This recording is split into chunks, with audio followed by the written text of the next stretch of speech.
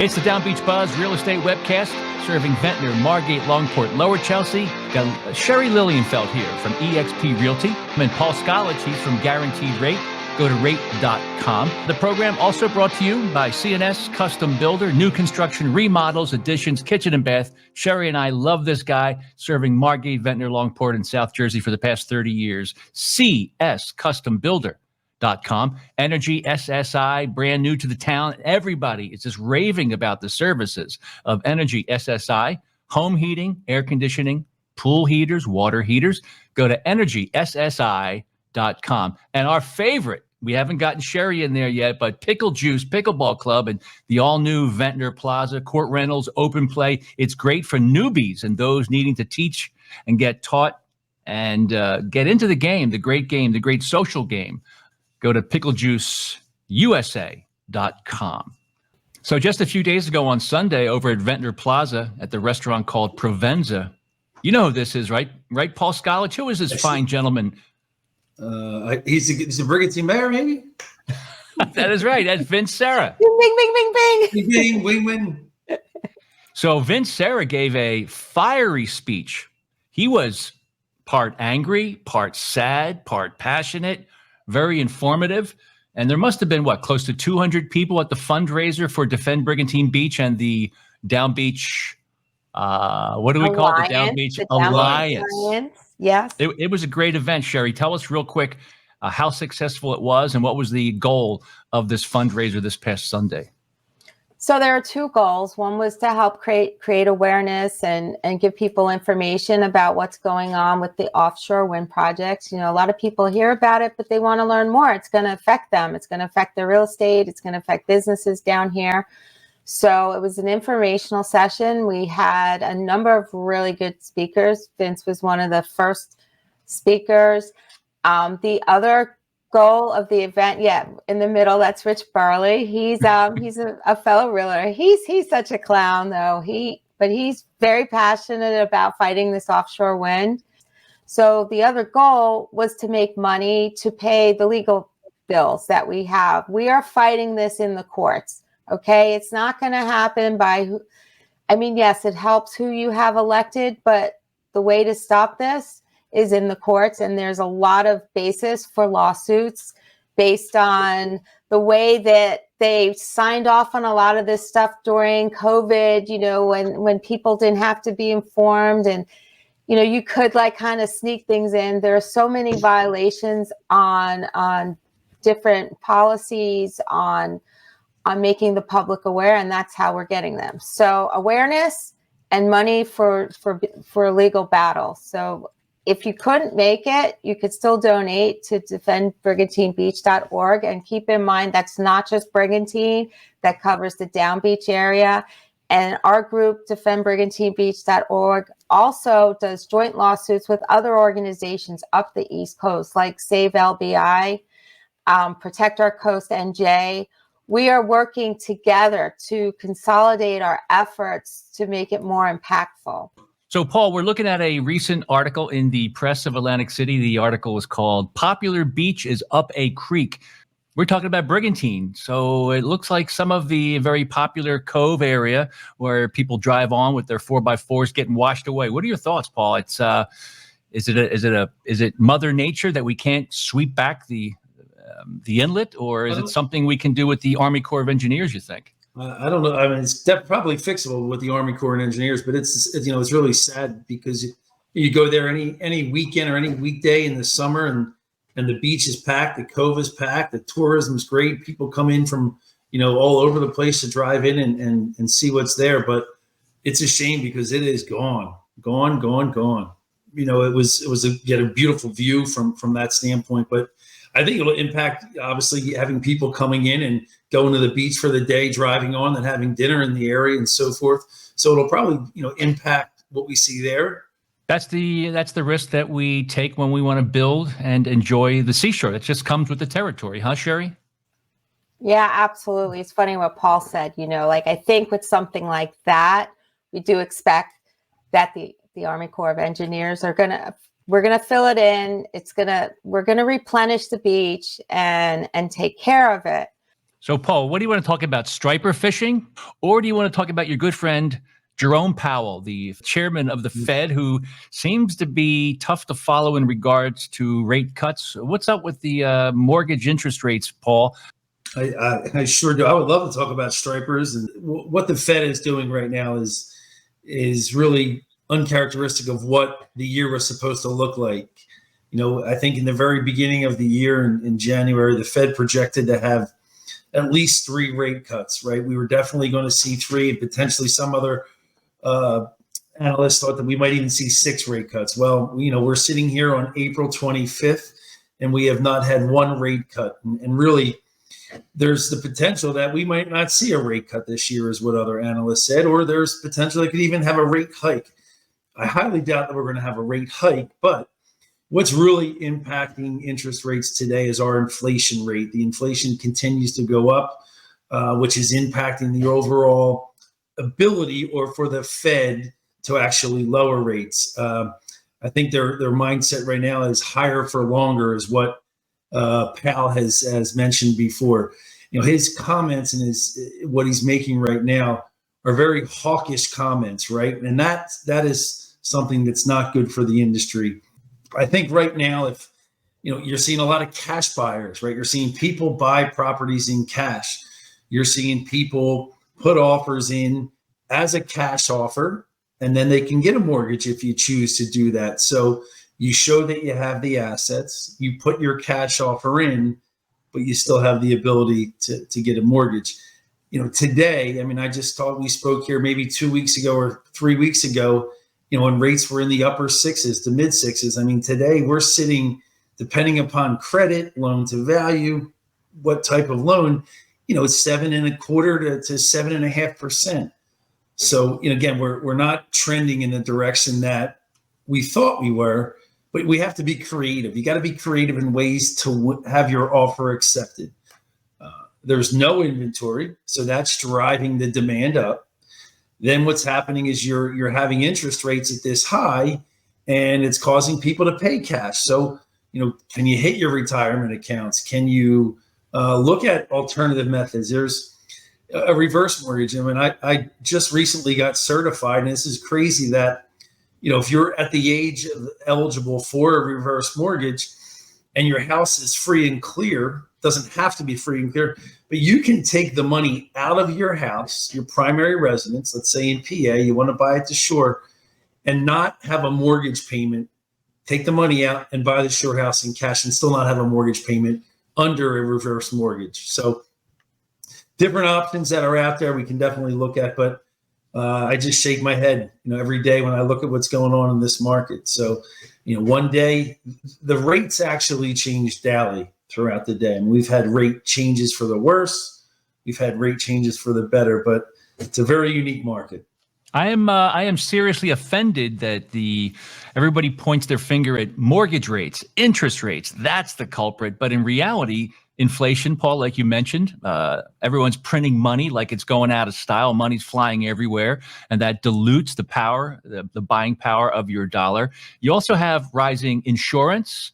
You also have rising taxes, even in the shore locations. With so much new money coming to town, with new construction, new ratables, it's crazy. They still, every town raised taxes this time around. That people put all their focus on those damn mortgage rates, Paul, when in reality, there's so many other parts of this puzzle. Is it not?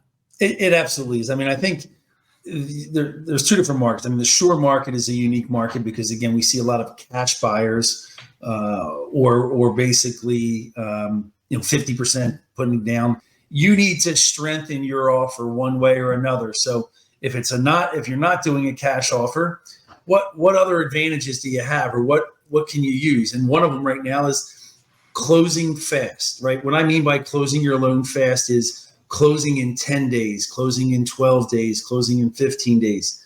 The industry standard when I first got into the business was a 60-day close. That's what we needed to close a loan, was 60 days. That's obsolete, right? So if you have an estate sale, it's vacant, they just want to sell this property, you can put an offer in and close a loan in 10 days. The speed and efficiency in this industry has completely changed. So we're talking to Paul. We're talking to Paul Scollage of Guaranteed Rate. You can find him at rate.com. So you have a much greater shot at getting that house, winning that property if you have no contingency, no inspection, all cash. What else am I missing, Paul? If you're doing an all cash offer, right? Let's compare. If you're not doing cash, you're putting 50% down. What ways are you going to win? Unfortunately, we're seeing waiving inspections. It's a very common theme. We're actually seeing buyers paying the seller's transfer tax, right, to strengthen the offer. We've seen in some cases, agents throwing back in some of their commission to the seller to be able to win deals. So it's a very interesting market right now. I thought we were out of this, once, the beginning or the end of last year. But, unfortunately, we are at a standstill right now with the lack of inventory, right? You have people that are sitting at 3.5%, 4% rate. Why do they want to sell, right? You're going to go buy a house, same size as what you have now, and you're going to pay, a quarter more than what you're paying today. So, it's unfortunate. People that are buying and selling right now are divorce and death are the two big things. And Sherry, if the rates do go down, and they probably will eventually, that probably just creates greater demand for a shrinking amount of inventory, so housing prices go up. So there are some people that believe that if you keep on pushing rates down too much, it'll just make housing prices go way up. Is there truth to that? I think there is truth to that. Here's right now, as these rates continue to go up at a 7.5% rate, the housing prices should not continue to go up.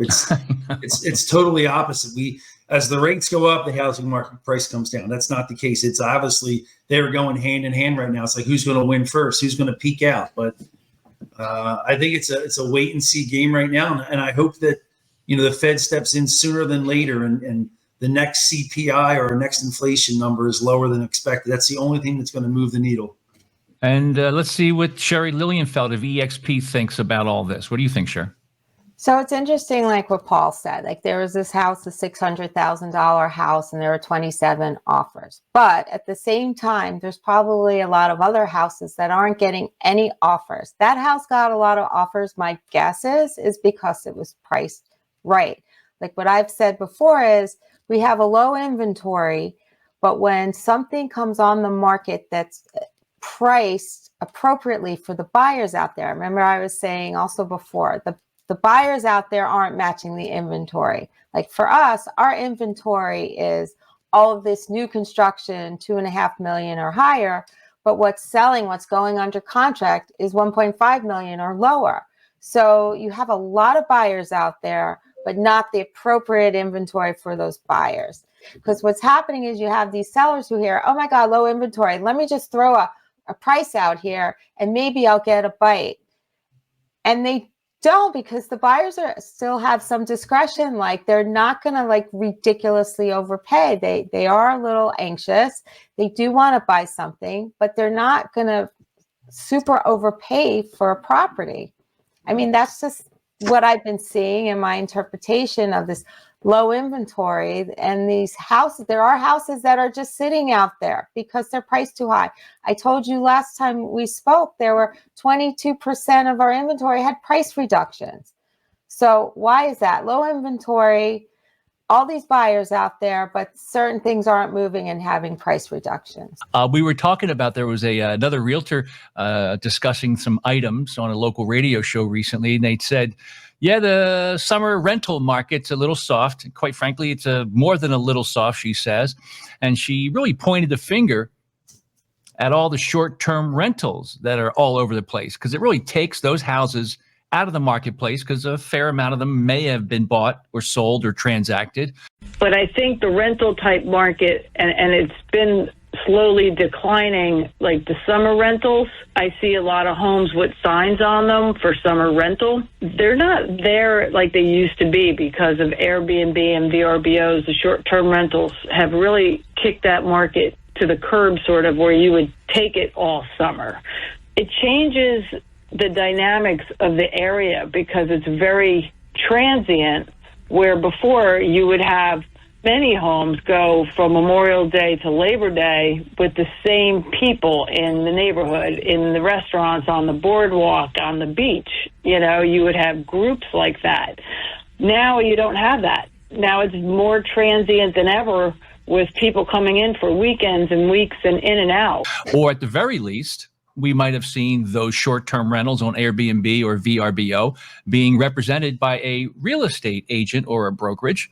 And the good thing about that, even though it's tough to be involved with rentals that you much rather sell and buy, you make great relationships with the owners of those short-term rentals or those rental properties. So to actually hear more and more realtors finally say short-term rentals are affecting not only the inventory, but the ability for us to have relationships with these homeowners who are opting for the quick hit of a Saturday night party where they can make an awful lot of money renting out for a Saturday or a Sunday night, huh, Cher? That was it was nice to hear other realtors speaking about stuff that all three of us have been talking about for well over 2 years. Yeah, the short-term rental market is, look, people have a lot of options for renting out their properties now where they don't necessarily need to exclusively list with the realtor. There's a lot of options for them. I mean, but sometimes I think the owners don't realize what all's involved. Like my clients who I've been renting their properties for a year, they call me during the year. Can you go check on this? They like that I'm local, that I could check on their property, or I can meet a contractor there and let them in, or whatever it is. There's a lot that people don't realize to renting a property other than just putting it up on the internet. You know, I also sit and I consult I advise my clients, you know, how they need to prepare their properties for the rentals and what should be in the cabinets and what they should supply and they don't have to supply, or just telling them to get rid of the stuff in their underwear drawer. You know, mean it is. the thing that I experienced a few years ago? I opened the refrigerator of the rental I went in, and there was a half-eaten Haagen-Dazs and open box of Tampax, and I didn't need either of them. So I'm not kidding. It's a true story. Yeah, but like a lot of owners just think, all right, I need some money for my place. I'm not going to use it. Let me just put it on the internet, throw up a couple of pictures. But you have to think of it like a hotel room. You know, you wouldn't go to a hotel and find those things in the refrigerator and in the bathroom. So, but whatever. Anyway, it's interesting. The other thing that's happening with the rental market is, you know, a lot of people are traveling now, and after COVID and stuff, when they couldn't travel, and like now they're all taking those trips and going crazy. They're not spending their full summer at the shore. They did during COVID, right? Because they couldn't go anywhere else, and it was a great option. But anyway, I know Paul has to. I'm going to rock and roll. Yeah, You guys. why don't you, Paul, give us some uplifting goodbyes here. What's the upside? How can we look at the brighter side of these challenging times before you say goodbye? Memorial Day is right around the corner. Can't wait for it. And fishing, and lots of striper fishing. Yes. All right, Paul guys. Skolage of Thank you very Guaranteed much. Rate. We'll talk to you soon. Thank you. Thank you.